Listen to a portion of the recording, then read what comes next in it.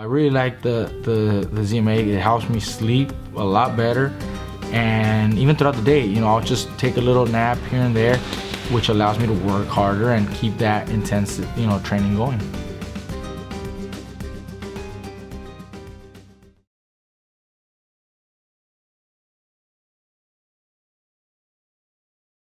Hey everybody, Marcos Villegas here in Riverside, California, being joined with Mikey Garcia, in which we're 1 week away from his pay-per-view debut against Errol Spence, coming up March 16th on Fox. Does it feel like you're on the brink of this fight, and does it feel like there's this battle coming to you? Does it feel like it's a big fight? Look, I know it's a big fight. It's a huge fight, not only for my career, but for boxing. It's not common, not often that you get two of the best pound-for-pound fighters, undefeated champions facing each other in their prime. And we're giving that, we're delivering that.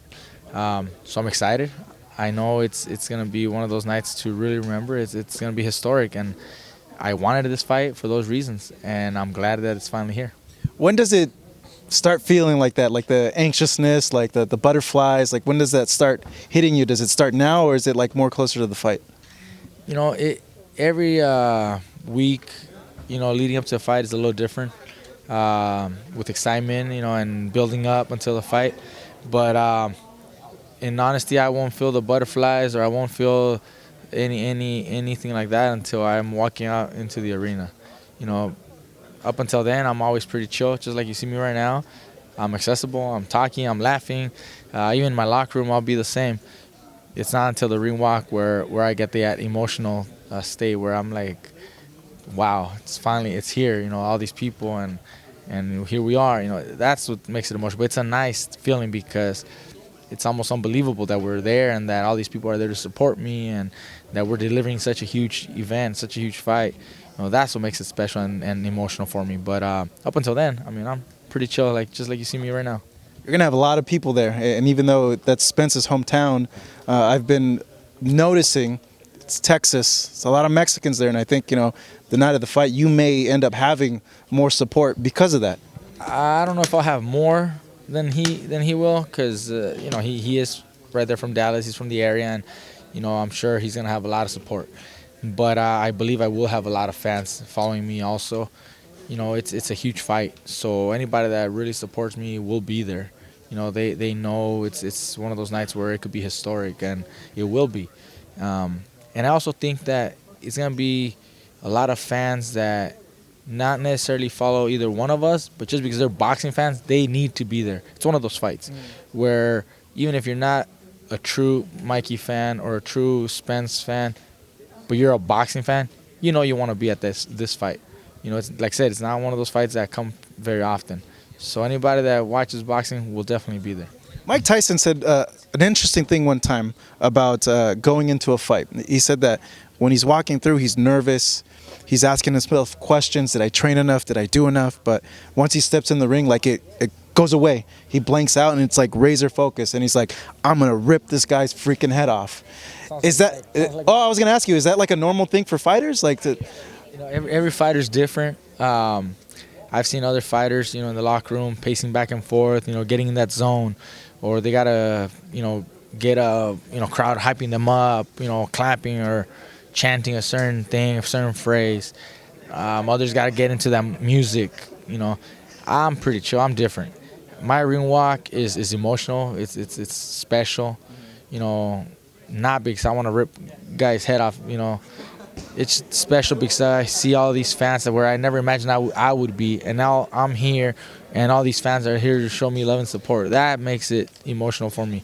But yes, once I get in the ring, everything else is put away, put aside, and I know what I got to do. I'm back to business. I know what I need to do. I know I'm in the best shape. I got all the confidence, all the confidence I need, and I just got to execute. So once I step foot inside the ring, now we're back to business. I think the one question that a lot of fans are wondering is how's the sparring with the bigger guys, and how's that experience been like? Let me know a little bit about how it's been sparring guys that are bigger than you.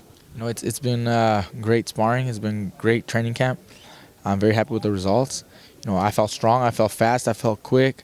If anybody was here and they seen some of the work, if it wasn't for the apparent size you wouldn't be able to tell who was a stronger guy or heavier guy, you know, because at times I was pushing these guys back. At times I was, you know, holding my own, and you couldn't tell, you know. And then sometimes I would decide to use my speed and footwork and timing and just box, you know. And so I focus on everything, you know. I did everything I need to be in the best shape possible, and I'm prepared to do whatever it takes to win. If that means I box 12 rounds, then I box 12 rounds. If that means I can counterpunch for 12 rounds, I will counterpunch for 12 rounds. If I have to stand and brawl for 12 rounds, I'll be ready to do that.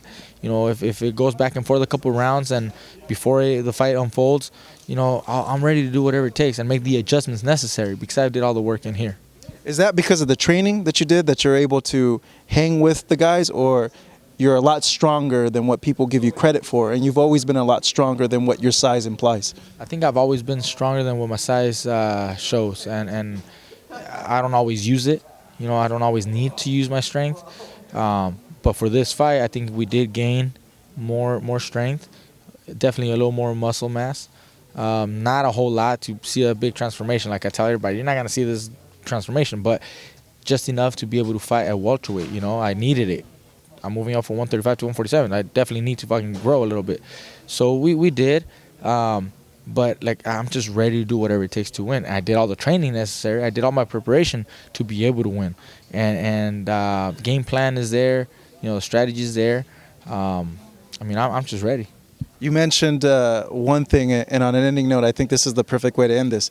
When you were with the group of reporters, you said, I want to show everybody I'm a fucking badass for doing this. And it just stuck with me because it's a badass thing to do. Like, not a lot of people normally do that. Like, touch on that. Look, other fighters are champions, and that's terrific. You know, every fighter wants to be champion. But in order to be remembered, you got to take on the biggest challenges, biggest risks. You know, if Marcus had never fought, you know, Pacquiao and Barrera and Floyd, he wouldn't be remembered. He was already a champion, and he wouldn't be remembered.